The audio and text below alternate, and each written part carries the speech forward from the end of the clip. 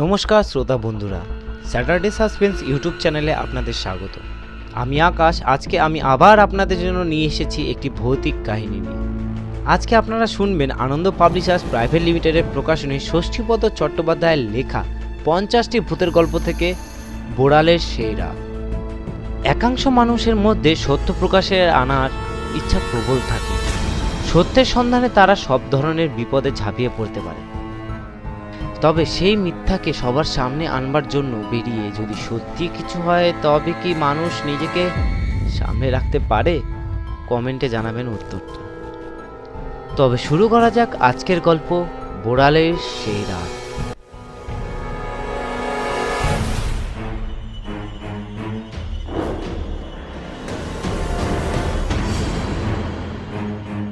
তিরিশ বছর আগেকার কথা।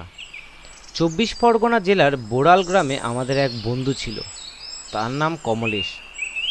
কি একটা অনুষ্ঠানে নিমন্ত্রিত হয়ে আমরা 3 বন্ধু গিয়েছিলাম কমলেশদের বাড়িতে, অজয়, সুশান্ত এবং আমি।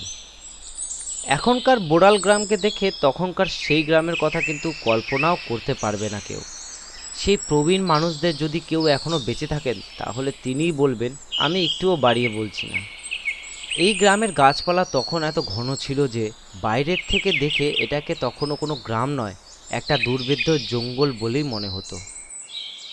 যাই হোক, ওখানে গিয়ে বিকেলের দিকে গ্রামের আনাচে কানাচে ঘুরে বেরোবার সময় হঠাৎ গ্রামের প্রান্তে একটি ভাঙা বাড়ি দেখে অবাক হয়ে গেলাম। কি চমৎকার বাড়ি! কোনো রাজা মহারাজা ছিল বোধহয়, কিন্তু এখন তার এমনই হতশ্রী চেহারা যে দেখলে দুঃখ হয়। বসবাসের অযোগ্য তো বটেই। বাড়িটার দিকে তাকিয়ে ভাবতে লাগলাম, এত জায়গা থাকতে এই গ্রামের ভেতর কবে কোন মান্ধাতার আমলে কে যে এই বাড়ি তৈরি করেছিলেন তা কে জানে।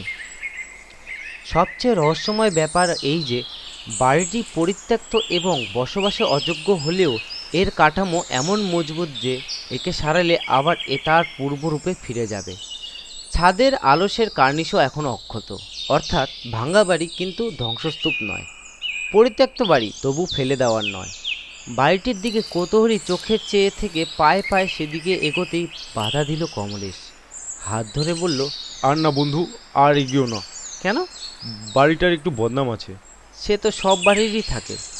যেখানে যত পোড়ো বাড়ি আছে সবারই বদনাম।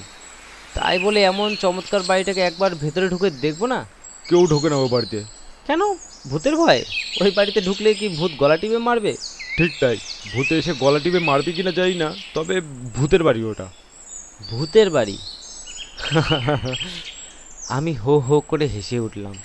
এরপর যা হয়ে থাকে সচরাচর এক্ষেত্রেও তাই হলো। অর্থাৎ কিনা আমার নানা রকম ঠাট্টা তামাশা বিদ্রুপ এইসব করতে লাগলাম কমলেশকে।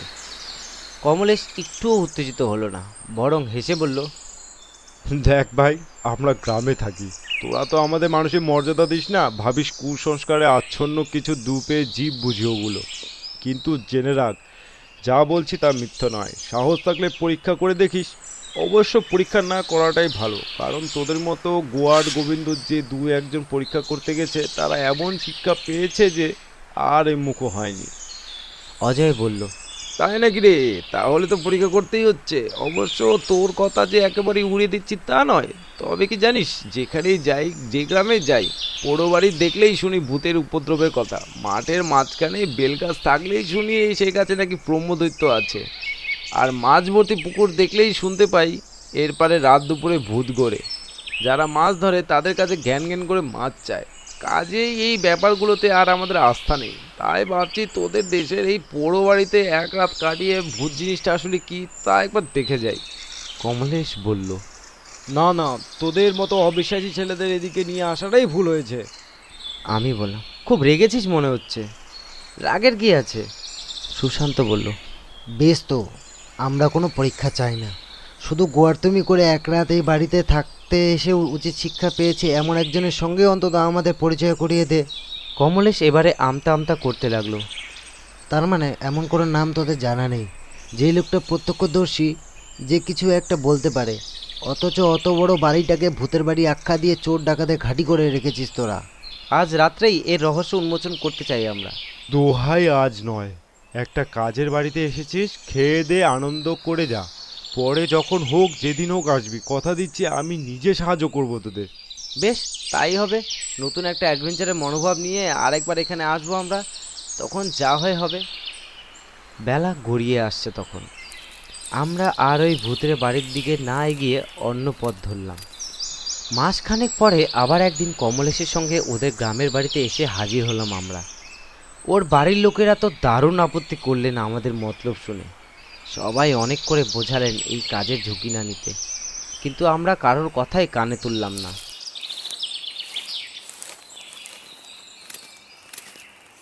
যথারীতি ওদের বাড়িতে খাওয়া দাওয়ার পর একটু বেলাবেলি 3 বন্ধুতে এসে হাজির হলাম সেই পোড়ো বাড়িতে। এলো না শুধু কমলেশ, সে আগেই বলেছিল। দেখ ভাই, আমি ওসব পরীক্ষা নিরীক্ষার ব্যাপারে নেই। ও বাড়ির ঘটনার কথা আমার অজানা নয়, কাজে জেনে শুনে বিষপান আমি করব না। তবে তোরা যেতে চাইছিস যা।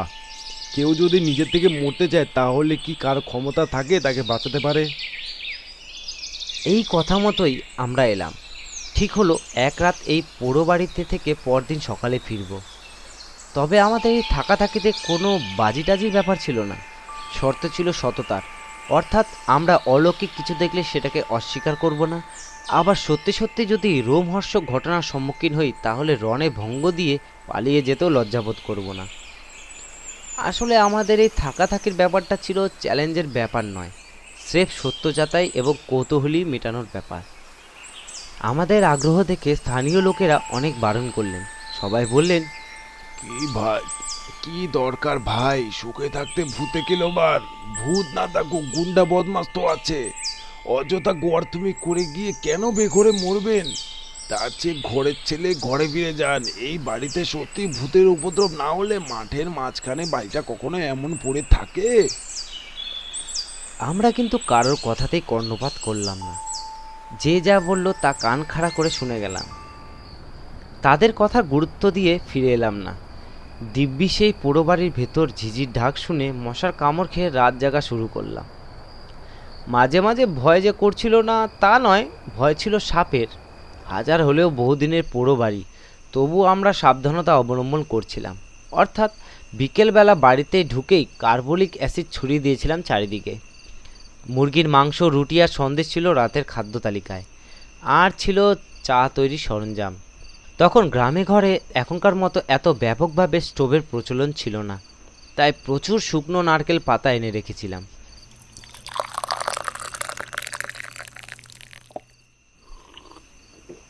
আমরা চা খাচ্ছি, গল্প করছি আর ঘড়ি দেখছি, কখন সন্ধে হয় কখন ভূত আসে। দেখতে দেখতে সন্ধে উত্তীর্ণ হয়ে গেল, অন্ধকারে ঢেকে গেল চারিদিক। আমরা অধীর আগ্রহে ভূতের প্রতীক্ষা করতে লাগলাম। রাত 12টা, কোনো উপদ্রব নেই, ভয় নেই। ভূতেরা সাধারণত যা করে, অর্থাৎ গায়ের উপর গরম নিঃশ্বাস ফেলা, খ্যালখ্যাল করে হাসা, হারিকেনের আলো নিভিয়ে দেওয়া, গায়ে ঘাস ছুঁড়ে মারা, কিছুই করলো না। এমনকি হঠাৎ কোনো আর্তনাদ বা মরাকান্নাও শুরু করলো না কেউ। শুধু ভূত কেন, একটা শেয়াল কুকুর পর্যন্ত ধারে কাছে এলো না। রাত তখন 1টা, তখনও কারোর কোনো অস্তিত্ব অনুভব করলাম না। ইতিমধ্যে 2 রাউন্ড চা পর্ব শেষ হয়েছে আমাদের। সময় কাটাবার জন্য এবং একঘেয়েমির হাত থেকে বাঁচাবার জন্য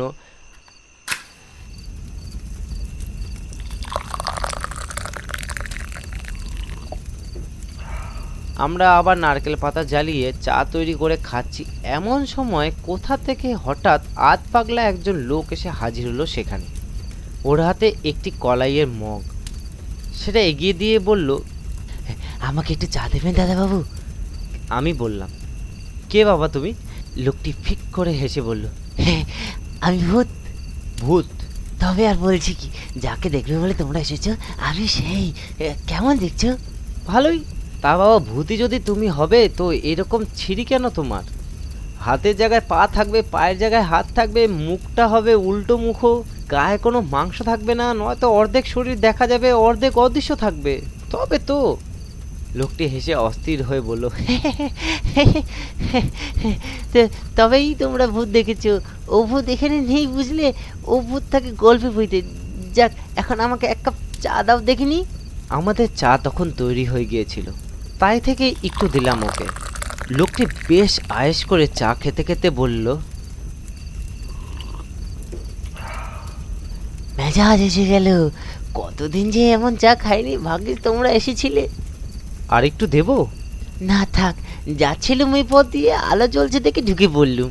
কিন্তু এত রাতে তুমি কোথায় যাচ্ছিলে? হ্যাঁ দেখো, ভূতেরা তো রাত বিরেতেই যায় আসে গো। তাছাড়া তাদের তো নির্দিষ্ট কোনো ঠিকানা থাকে না, তাদেরই কাজই হলো ঘোরা। বলে মগটি হাতে নিয়ে উঠে গেল লোকটি। অজয় বলল, এই কি তুমি চলে যাচ্ছ? যাবো না তো কি করব, বসে থাকবো? আমার এখন অনেক কাজ। বেশ মজার লোক তো তুমি, যেই গরম চাপ পেটে পড়লো অমনি কেটে পড়ছো। একটু বসো, গল্প সল্প করি। না রে ভাই, বসবার সময় নেই। লোকটা উঠে দাঁড়িয়ে দরজার কাছ পর্যন্ত গেল। শোনো, যাওয়ার সময় পিছু ডাকো কেন? সুশান্ত বলল।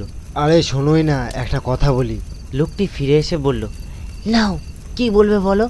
আমরা তো এই বাড়িতে এসেছি ভূত দেখতে, তা তুমি যখন বলছো তুমি ভূত, তখন যাওয়ার আগে তোমার ভূতের খেলাটা একবার দেখে যাও না বাবা। লোকটি হেসে বলল, কি ছেলে মানুষে করছো তোমরা রাত দুপুরে? যাও, ঘরের ছেলে ঘরে যাও, ঘরে গিয়ে বিছানায় শুয়ে ভালো করে ঘুমো দাও দেখিনি। বলেই কোনো দিকে না তাকিয়ে হনহন করে চলে গেল লোকটি। আমরা টর্চের আলোয় অনেকক্ষণ ধরে লক্ষ্য করলাম লোকটি অন্ধকারে বাইরে গিয়েই হঠাৎ মিলিয়ে যায় কিনা, কিন্তু না, সে দিব্যি খোশ মেজাজে কখনো বা নাচতে নাচতে দূরের গ্রামের দিকে চলে গেল। রাত 2টো। পাশের একটি বাদাম গাছের ডাল থেকে একটা প্যাঁচা ডেকে উঠল। তারপর হঠাৎ প্যাঁচাটা দারুণ ভয় পেয়ে চিৎকার করতে করতে আমাদের ঘরের ভেতর ঢুকে পড়ে টানা ঝাপটাতে বারবার পাক খেয়ে ঘুরতে লাগলো। সে এক বিধিখিচ্ছিরি ব্যাপার। তারপর আমাদের তাড়া খেয়ে আরও এক পাক ঘুরে উড়ে গেল অন্ধকারে। রাত 3টে।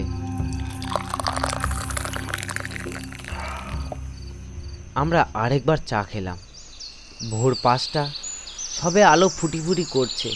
গাছের ডালে দু একটি করে পাখি ডাকছে, কিন্তু কই, না এলো কোনো ভূত, না কোনো জন্তু জানোয়ার। আমরা নিজেরাই এবার দারুণ বিরক্তিতে নিজেদের মধ্যেই বলাবলি করতে লাগলাম। শুধু শুধু এই গেউ ভূতগুলোর কথা শুনে রাতের ঘুম নষ্ট করে ভূত দেখতে না এলেই হতো। কি দেখলাম? কিছুই তো না। মাঝখান থেকে মশার কামড় খেলাম, ঘুম হলো না, শরীরও খারাপ হলো, যত সব। দেখতে দেখতে ভোর হলো। আমরা তল্পিতল্পা গুটিয়ে পোড়ো বাড়ির বাইরে চলে এলাম। বেশ কিছুটা পথ আসবার পর দেখলাম কমলেশ এবং গ্রামের 2-4 জন লোক আমাদের অবস্থা দেখবার জন্য এই দিকে এগিয়ে আসছে। কাছাকাছি এসে মুখোমুখি হতেই অবাক বিস্ময়ে তাদের দিকে তাকিয়ে রইল ওরা। এমনভাবে তাকালো যেন আমাদের দেখেইনি কোনোদিন। ভয় বিস্ময় কি না ছিল ওদের চোখে, যেন আমরাই ভূত, তাই ভয়ে ভয়ে আমাদের ভূত দেখছে। একজন জিজ্ঞাসা করলেন, রাতে আপনারা ভয় টয় পাননি তো? না তেনাদের কোনো উপদ্রব হয়নি তো? না। কিছু দেখেননি আপনারা? হ্যাঁ দেখেছি, একটা ঘোড়ার মাথা আর হাতির মুন্ডু। তা তো দেখবিনি বাবু, হাজার হলেও রাজা রাজার বাড়ি, হাতি ঘোড়া কত কি ছিল। আরেকজন বলল, আরে বুঝছো না কর্তা, বাবুরা আমাদের বিদ্রুপ করছেন। আমি রেগে বললাম, করবই তো, শুধু শুধু তোমাদের বুজরুগি উত্তেজিত হয়ে এই একটা পোড়ো বাড়িতে ফালতু একটা রাত কাটালাম, এর খেসারত কে দেবে? এইভাবে মানুষকে ধাপা দেওয়ার কোনো মানে হয়? ধাপ্পা দেবো কেন? যা আমরা বরাবর শুনে আসছি তাই বলেছি। তাছাড়া আমরা তো আপনাদের পায়ে ধরে সারতে যাইনি ওই বাড়িতে রাত কাটাবার জন্য, বরং আপনাদের ভালোর জন্য আমরা বারংবার বানা করেছিলাম। আপনারা তো শুনলেন না। আমরা লোকের মুখে শোনার কথার উপর ভিত্তি করে কেউ ঢুকি না ওই বাড়িতে। বেশ, এবার তো আমরা ওই বাড়িতে এক রাত থেকে প্রমাণ করে দিলাম তোমাদের কথা শোনা কাহিনীগুলো ভুল। এবার থেকে নির্ভয় যাবে ও বাড়িতে, ভূত তোমাদের ভয় দেখাবে না, মেরে ফেলবে না, খেয়েও নেবে না। কমলেশ একটা দীর্ঘশ্বাস ফেলে বলল, সবই তো হলো, কিন্তু একটি রাতের ভুলের মাসুল যে তোদের কি কঠিন মূল্যে দিতে হলো তা কি তোরা এখনো বুঝতে পারিসনি? কীরকম? তোরা একবার খুব ভালো করে নিজেদের চেহারাগুলোর দিকে তাকিয়ে দেখতো। কমলেশের কথা শুনে আমরা সবাই সবার দিকে তাকালাম। সত্যি তো, এ কি চেহারা হয়েছে আমাদের। আমাদের বন্ধুদের মধ্যে অজয় ছিল অত্যন্ত রূপবান, কিন্তু তার সেই চাপা ফুলের পাপড়ির মতো গায়ের রং হঠাৎ এত কালো হয়ে গেল কি করে? ওর বাঁশির মতো লম্বা নাকটা যেন টিয়া পাখির ঠোঁটের মতো বেঁকে গেছে। তাছাড়া ওর দোকানে মাকড়ি হাতে বালা কোত্থেকে এলো? যেন অরণ্যবাসী এক ভিল যুবক। আর সুশান্ত, এই এক রাতে ওর মাথার চুলগুলো সব পেকে গেছে, ঠিক যেন 80 বছরের বুড়ো। গায়ের চামড়াতেও কোচ পড়েছে, সামনের শাড়ির কয়েকটা দাঁত নেই। না না, এটা হতে পারে না, এ নিশ্চয়ই কোনো ইন্দ্রজালের ব্যাপার। এই যদি ওদের অবস্থা হয়, তাহলে আমার অবস্থা কি হয়েছে? সামনে একটা আয়না থাকলে অবশ্যই আমি নিজেকে দেখতাম, কিন্তু এ কি, আমার হাতে এত রক্ত এলো কি করে? ঠিক মনে হচ্ছে আমি যেন কাউকে খুন করে এসেছি। তাছাড়া আমার এই জামা প্যান্ট জুতো কিছুই তো নেই, তার বদলে এই কি, ময়লা চিরকুট ভুটানিদের মতো পোশাক, পায়ের ছেঁড়া নাগরার জুতো, যেন এইমাত্র কোনো চা বাগান থেকে বেরিয়ে এসেছি।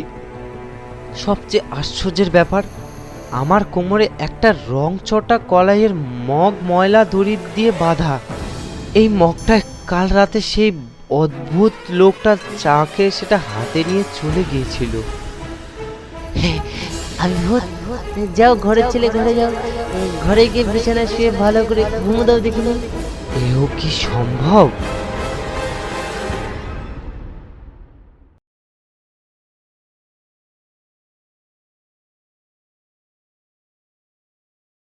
সত্যি কি অলৌকিকভাবে সময় কেটে যায়, যেখানে বয়স চোখের পলকে বৃদ্ধি পায়? তা জানি না।